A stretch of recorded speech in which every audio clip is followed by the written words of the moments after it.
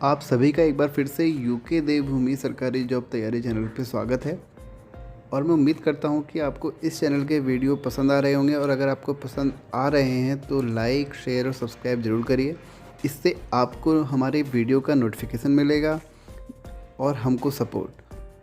तो स्टार्ट करते हैं आज का वीडियो। और आज का वीडियो बहुत बहुत ज़्यादा इम्पोर्टेंट होने वाला है, क्योंकि ऐसा कोई एग्ज़ाम ही नहीं है जिसमें इस टॉपिक से क्वेश्चन नहीं पूछे जाते हों। आपको पता है हिस्ट्री में हमारी मॉडर्न हिस्ट्री से सबसे ज़्यादा क्वेश्चन पूछे जाते हैं, और उसमें हमारे कुछ क्वेश्चन ऐसे होते हैं जो शॉर्ट वाले होते हैं, और उस पोर्शन से क्वेश्चन हमेशा उठ के आता है। जैसा कि हमारा आज का टॉपिक है पुस्तक और पत्रिकाएँ। उसमें ये पूछा जाता है कि ये पुस्तक आपको दे देंगे और पूछेंगे कि ये किसने लिखी है, या आपको मैचिंग वाला दे देंगे, उसमें आपको पूछेंगे कि किसने लिखी है। तो ये 2 से 3 नंबर का क्वेश्चन हर एग्ज़ाम में इससे पूछा जाता है। तो उसी को देखते हुए मैं ये वीडियो लेकर आया हूँ। तो इस वीडियो में मैंने घटना चक्र में जितने भी क्वेश्चन पुस्तक और पत्रिकाओं से संबंधित हैं उन सभी को लिया है। यानी कि इस वीडियो को देखने के बाद आपकी सारी जितनी पुस्तक पत्रिकाएं होती हैं और जो प्रीवियस ईयर में पूछी गई हैं वो आपकी कंप्लीट हो जाएंगी। 2020 तक के एग्ज़ाम की जितनी भी पूछी गई हैं। तो हम बात करते हैं आज की पहली पुस्तक। ये है बापू माई फादर। ये किसने लिखी है? ये लिखी है मनु बहन ने, इसको लिखा गया है बापू माई फादर। सेकंड हमारी जो बुक है वो है द लाइफ डिवाइन। उसको किसने लिखा है? अरविंद घोष ने लिखा है। जैसा कि आपको पता है इन्होंने काफ़ी किताबें लिखी हुई हैं, उनमें से एक हमारी कौन है? The life divine. थर्ड है हमारी वंदे मातरम। ये क्या है? इनके द्वारा लिखा गया एक पत्र है। जैसे कि आपको टॉपिक में बताया गया है कि पुस्तक और पत्रिकाएं, तो ये एक पत्र है वंदे मातरम। ये भी लिखा है अरविंद घोष जी ने ही इसके संपादक रहे थे। फोर्थ क्वेश्चन है हमारा the ideal of human unity. इसको भी अरविंद घोष जी के द्वारा ही लिखा गया है, the ideal of human unity. देखो, लाइफ और ह्यूमन से संबंधित उन्होंने काफ़ी कुछ लिखा है, तो आप याद रख सकते हैं ये किसने लिखा है? अरविंद घोष जी ने। फोर्थ है इनका एसेज ऑन द गीता। तो गीता पे भी इन्होंने एक एसेज लिखा था, उसका नाम उन्होंने मतलब एसेज ऑन द गीता भी उन्होंने ही लिखी हुई है, अरविंद घोष जी ने। फिफ्थ यानी कि सिक्स्थ क्वेश्चन है हमारा दुर्गेश नंदिनी। मोस्ट इम्पोर्टेंट है ये काफ़ी एग्जाम में पूछा गया है। दुर्गेश नंदिनी बंकिम चंद्र चटर्जी के द्वारा लिखा गया है। और देवी चौधरानी, तो देवी चौधरानी भी बंकिम चंद्र चटर्जी के द्वारा ही लिखा गया है। एट्थ है हमारा the man who divided India. काफ़ी एग्जाम में एक क्वेश्चन देखने को मिलता है, the man who divided India. Rafiq Zakaria ji ने इसको लिखा था, the man who divided India. Ninth है हमारा प्राइस ऑफ पार्टीशन, जो ये भी रफ़ीक जकारिया जी के द्वारा ही लिखा गया है। बात करते हैं 10th की, India from Curzon to Nehru. Most important है, ये भी काफ़ी एग्जामों में देखने को मिलता है, India from Curzon to Nehru and after. तो ये दुर्गा दास जी के द्वारा लिखा गया है। बहुत ज़्यादा एग्जामों में ये पूछा जाता है क्वेश्चन, तो ये हमको बाय हार्ट याद होना चाहिए। दुर्गादास जी के द्वारा India from Curzon to Nehru and after. The life of Mahatma Gandhi. तो life of Mahatma Gandhi Louis Fischer ji के द्वारा ये इनके ऊपर लिखी गई है, महात्मा गांधी जी के जीवन पर ये लिखी गई है। फिर है हमारा इंडियन स्ट्रगल। जो इंडियन स्ट्रगल सुभाष चंद्र बोस जी के द्वारा लिखी गई है, इंडियन स्ट्रगल में आपको पता होगा सुभाष चंद्र बोस जी ने इंडियन स्ट्रगल पुस्तक में ये कहा था कि भारत की आज़ादी गांधी जी के नेतृत्व में नहीं होगी। तो ये स्टेटमेंट एग्जाम में पूछा जाता है कि किसने कहा है। बात करते हैं अगले पुस्तक की, हिंदुत्व। ये लिखी है वीडी सावरकर जी ने लिखी है, हिंदुत्व। अगली पुस्तक है हमारी अ नेशन इन द मेकिंग। ये लिखी है सुरेंद्र नाथ बनर्जी जी ने लिखा है इसको, a nation in the making. हुटोयो, इसको लिखा गया है स्प्रिंग टाइगर, और ये सुभाष चंद्र बोस जी के जीवन पर लिखी गई है। बात करते हैं अगली, an introduction to the dream land, Bhagat Singh. इसको याद करने की ट्रिक आप ये समझ सकते हैं कि भगत सिंह जो कि जल्दी ही एज में जिनको फांसी दे दी गई थी, उनकी काफ़ी एज कम थी, तो उन्होंने एक सपनों का संसार बसाया था, लेकिन वो उसको नहीं देख पाए, ड्रीम लैंड। तो इससे याद रख सकते हैं। भगत सिंह जी ने इसको लिखा है। मैं अनीश्वरवादी हूँ, बहुत ज़्यादा इम्पोर्टेंट बुक है ये। मैं अनीश्वरवादी हूँ, ये लिखी है भगत सिंह ने। काफ़ी एग्जाम में पूछी आती है डायरेक्ट। बंदी जीवन, तो सचिंद्रनाथ सन्याल जी ने इसको लिखा है। बंदी जीवन, सचिंद्रनाथ सन्याल जी। अगली है इंडिया डिवाइडेड, तो राजेंद्र प्रसाद। इसको याद करने की ट्रिक, प्रसाद को हमेशा क्या करा जाता है, बांटा जाता है। इंडिया डिवाइडेड किसने लिखी है, राजेंद्र प्रसाद जी ने। अगली है हमारी guilty man of India's partition, तो ये लिखी है राम मनोहर लोहिया जी ने इसको लिखा है। Guilty man of India's partition. The wheel of history, next book है द व्हील ऑफ हिस्ट्री, इसको भी राम मनोहर लोहिया जी ने लिखा है। The wheel of history exam में बहुत पूछी जाती है, इंपॉर्टेंट बुक है। Next most important book glimpses of world history, इसको लिखा है जवाहरलाल नेहरू ने लिखा है। Glimpses of world history. 23 book आज की ये है डिस्कवरी ऑफ इंडिया, तो डिस्कवरी ऑफ इंडिया को भी जवाहरलाल नेहरू ने ही लिखा है। The discovery of India. Next book है the broken wings, most important the broken wings, Sarojini Naidu ने द ब्रोकन विंग्स को लिखा है। बहुत एग्जाम में पूछी गई है द ब्रोकन विंग्स। अब है गोल्डन थ्रेशोल्ड, तो गोल्डन थ्रेशोल्ड भी सरोजनी नायडू जी ने ही इसको लिखा है। गोरा को रविंद्रनाथ टैगोर जी ने लिखा है। साधना भी रविंद्रनाथ टैगोर जी ने लिखा है। गीतांजलि तो आपको खैर याद होगा ही, क्योंकि काफ़ी एग्जाम में पूछी जाती है। गीतांजलि मोस्ट इंपोर्टेंट बुक है रविंद्रनाथ टैगोर जी की। इसके बारे में एक फैक्ट है, 1910 में ये बांग्ला में लिखी गई थी और 1912 में ये अंग्रेजी में लिखी गई है। तो गीतांजलि किसने लिखी है, रविंद्रनाथ टैगोर जी ने लिखी है। अगली बुक है हमारी Hind Swaraj, most important book, Gandhi ji की बुक है ये। किसने लिखी है, गांधी जी ने लिखा है इसको। कौन सी बुक है, हिंद स्वराज। हिंद स्वराज जो गुजराती में 1909 में लिखी गई है।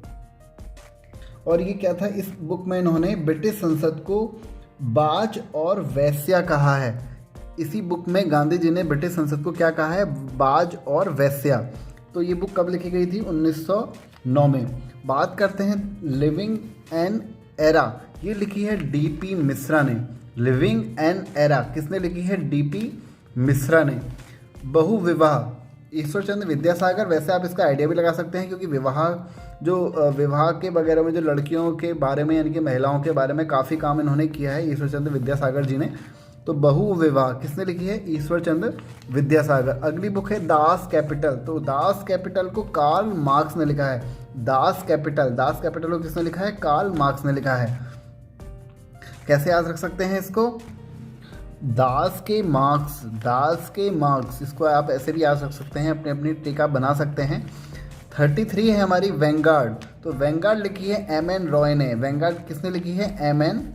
रॉय ने इसको लिखा है। 34th क्वेश्चन है भारत दुर्दशा, तो भारत दुर्दशा भारतेंदु हरिश्चंद्र ने लिखी है। और भी काफ़ी बुक भारतेंदु हरिश्चंद्र जी ने लिखी है। तो भारत दुर्दशा भारतेंदु हरिश्चंद्र। अंधेर नगरी चौपट राजा, इसको भी भारतेंदु हरिश्चंद्र जी ने ही लिखा है, अंधेर नगरी चौपट राजा। बात करते हैं 36th की, भारत भारती, तो भारत भारती मैथिली शरण गुप्त ने लिखा है इसको। भारत भारती मैथिली शरण गुप्त। अगर भारत दुर्दशा होगा, दुर्दशा भारतेंदु हरिश्चंद्र, सत्य बोलने वाले। आपको पता है कि हरिश्चंद्र को हम किस लिए जानते हैं, वैसे सबसे ज़्यादा जो सत्य बोलते थे, तो जो सच बोलता है उसकी दुर्दशा खराब हो जाती है, ऐसे याद रख सकते हैं इसको। भारत भारती मैथिली शरण गुप्त ने लिखा है इसको। अगली बुक है मैथिली शरण गुप्त जी की, वो है पंचवटी भी मैथिली शरण गुप्त ने ही लिखा है इसको। मैथिली शरण जी की अगली बुक साकेत और यशोधरा। पंचवटी, भारत भारती, सारी की सारी बुकें किसने लिखी हैं, मैथिली शरण गुप्त जी ने लिखी हैं। ये सारी की सारी बुक को एग्जाम में पूछा गया है काफ़ी बार। ये मैंने घटना चक्र से इन सभी को इंक्लूड किया है, तो मोस्ट इंपोर्टेंट हमारी ये बुक हो जाती हैं, क्योंकि बार बार एग्जाम में क्वेश्चन हमारे रिपीट होते हैं। जयद्रथ वध, तो जयद्रथ वध भी किसने लिखा है, मैथिली शरण गुप्त जी ने इसको लिखा है। अगली बुक है जयप्रकाश नारायण जी की, जो कि है संघर्ष की ओर बुक किसने लिखी है, जयप्रकाश नारायण जी ने लिखा है। और अगली बुक है जयप्रकाश नारायण जी की, उसका नाम है प्रिजन डायरी भी किसने लिखी है, जयप्रकाश नारायण जी ने लिखी है। कैसे याद रख सकते हैं कि जो प्रिजन होता है यानी कि जो जेल होती है वहाँ हमारा प्रकाश नहीं पहुँच पाता, प्रिजन में हमारा प्रकाश नहीं पहुँच पाता, हम उसको ऐसे याद रख सकते हैं। और हमको डायरी लिखने के लिए भी प्रकाश की ज़रूरत होती है। याद रखने की अपने आप ट्रिक बना सकते हैं। 43 बुक है हमारी, ये सारी बुकें बहुत ज़्यादा इंपॉर्टेंट हैं। अब passage to India E.M. Forster, a passage to India E.M. Forster ने इसको लिखा है। 44th बुक है इंडिया स्ट्रगल फॉर इंडिपेंडेंस। ये तो खैर आपको नाम पता होगा अगर आप UPSC की तैयारी कर रहे हैं, क्योंकि बुक इस नाम से मोस्ट इम्पोर्टेंट बुक है ये। विपिन चंद्र ने इसको लिखा है। विपिन चंद्र जी की अगली बुक कौन सी है? India national movement the long term, India national movement for long term की बुक को भी किसने लिखा है? विपिन चंद्र जी ने इसको लिखा है। 46th बुक है mother India, most important mother India. Mother India की बुक किसने लिखी है? कैथरीन मेयो ने लिखी है। कैथरीन मेयो ने कौन सी बुक लिखी है? Mother India. बात करते हैं 47th की, झंडा गीत। ये भी मोस्ट इंपॉर्टेंट क्वेश्चन है, बहुत बार एग्जाम में पूछा जाता है। झंडा गीत श्यामलाल गुप्ता पार्षद, श्यामलाल गुप्ता पार्षद ने झंडा गीत को लिखा है। 48th है ए मेरे वतन के लोगों। तो ये ए मेरे वतन के लोगों से एक जुड़ा हुआ फैक्ट है, अभी मैं आपको उसके बारे में बताता हूँ। तो ये लिखा है प्रदीप जी ने इसको लिखा था इस गाने को। और ये जो इसमें संगीत जिसने दिया था उनका नाम क्या है? रामचंद्र नारायण। रामचंद्र नारायण जी ने इसको संगीत दिया था और लिखा है इस गाने को प्रदीप जी ने लिखा है। इस गाने को 1963 में लता मंगेशकर जी ने गाया था। और जो उस समय प्रधानमंत्री आई थिंक PV नरसिम्हा, नहीं उसमें प्रधानमंत्री कौन थे? हाँ, जवाहरलाल नेहरू उसमें प्रधानमंत्री थे। तो जवाहरलाल नेहरू जो प्रधानमंत्री थे, कहा जाता है कि इस गाने को सुनकर उनकी आंखों में आंसू आ गए थे। तो ये गाना 15 अगस्त को गाया गया था उस समय। तो बात करते हैं 49th की, सारे जहां से अच्छा। जो ये गीत लिखा गया है मोहम्मद इकबाल जी ने लिखा है। सारे जहां से अच्छा किसने लिखा है? मोहम्मद इकबाल ने इसको लिखा है। अब मोहम्मद इकबाल का अगर नाम आया तो इनसे जुड़ा हुआ एक फैक्ट और जान लेते हैं, जो कि एग्ज़ाम में पूछा जाता है कि पृथक राष्ट्र का विचार किसने दिया था? तो मोहम्मद इकबाल ने ही पृथक राष्ट्र का विचार दिया था। पृथक राष्ट्र मतलब भारत और पाकिस्तान की बात हो रही है यहाँ पर। और मोहम्मद इकबाल ने ही कहा था कि नेहरू एक राष्ट्रभक्त हैं जबकि जिन्ना एक राजनीतिज्ञ। तो ये दो स्टेटमेंट, यानी कि नेहरू एक राष्ट्रभक्त हैं और जिन्ना एक राजनीतिज्ञ, तो ये भी इन्हीं के द्वारा कहा गया है, मोहम्मद इकबाल जी के द्वारा। अब बात करते, अच्छा, पाकिस्तान शब्द का प्रयोग सर्वप्रथम किसने किया था? तो चौधरी रहमत अली ने किया था 1933 में। चौधरी रहमत अली ने पाकिस्तान शब्द का प्रयोग सबसे पहले किया था। किसने? चौधरी रहमत अली ने। मोस्ट इम्पोर्टेंट क्वेश्चन है, काफ़ी एग्जाम में ये पूछा जाता है। और पाकिस्तान दिवस जो मनाया जाता है वो मनाया जाता है 23 मार्च 1943। कब मनाया जाता है? 23 मार्च 1943 को ये मनाया जाता है। और पाकिस्तान का जो प्रस्ताव था वो पास किया गया था 1940 के लाहौर अधिवेशन में। और इस अधिवेशन के जो अध्यक्ष थे वो थे जिन्ना। ये हम बात कर रहे हैं मुस्लिम लीग की बात कर रहे हैं, मुस्लिम लीग के जो अधिवेशन हुए थे। तो जो लाहौर अधिवेशन हुआ था ये कब हुआ था? 23 मार्च 1940 को ये लाहौर अधिवेशन हुआ था। और इसके जो अध्यक्ष थे वो थे जिन्ना। अगला है landmarks in India constitution and national development. तो ये किसने लिखी है? गुरुमुख निहाल सिंह जी ने इसको लिखा है। अगली है एटर्नल इंडिया। एटर्नल इंडिया को लिखा है इंदिरा गांधी जी ने। 52 बुक है हमारी आज की, the problem of the east. तो ये बुक मोस्ट इंपोर्टेंट है, काफ़ी एग्जाम में पूछी जाती है। The problem of the east किसने लिखा है? इसको कर्जन। कहीं यहाँ पे the problem of the far east भी लिखा हुआ है। तो एक ही बुक है, किसने लिखी है? कर्जन ने इसको लिखा है। माई म्यूज़िक माई लाइफ, ये किसने लिखी है? रवि शंकर जी ने इसको लिखा है। माई म्यूज़िक माई लाइफ, कामायनी। ये तो आपको खैर पता ही होगा, कामायनी मोस्ट इम्पोर्टेंट बुक है, काफ़ी एग्जाम में बार पूछी जाती है। जयशंकर प्रसाद जी ने इसको लिखा है। पैथोलॉजी ऑफ करप्शन, तो पैथोलॉजी ऑफ करप्शन को किसने लिखा है? SS गिल ने लिखा है।